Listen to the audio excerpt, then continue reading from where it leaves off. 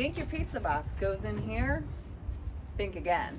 The grease inside a pizza box makes it a terrible candidate for recycling. You want to know why? The reason your pizza box with all its grease stains can't go into the recycling bin is because grease is made of oil and water is a key component to the recycling process. We all know water and oil don't mix.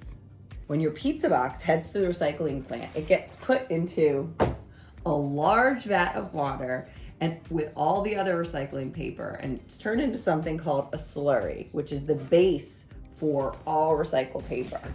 Oils or food residue that find their way into the slurry can damage an entire batch of it, cause separation and clumping. So that's really why your pizza box can't go into the recycling container. Where should it go? I'm glad you asked. You can compost a pizza box. Now there are two different ways to do that. Using a service like Mother Compost or right here in a backyard container. So we'll tell you about that first. So if you're composting your backyard, which is excellent, you're going to want to rip up your pizza boxes before you place them into your container. It's not just a toss in type of thing. You want to be careful about the grease stains. Depends on how hot your pile is getting, whether or not those are going to break down. Oils have a high fat content and typically are not recommended for backyard composting. However, if it's just a little spot, you can rip it up and see what happens.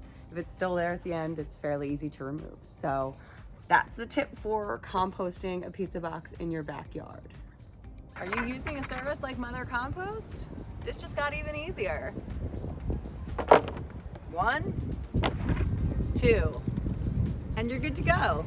Any extra pizza can also go into the bucket, which isn't a situation I find myself in a lot, but you do you.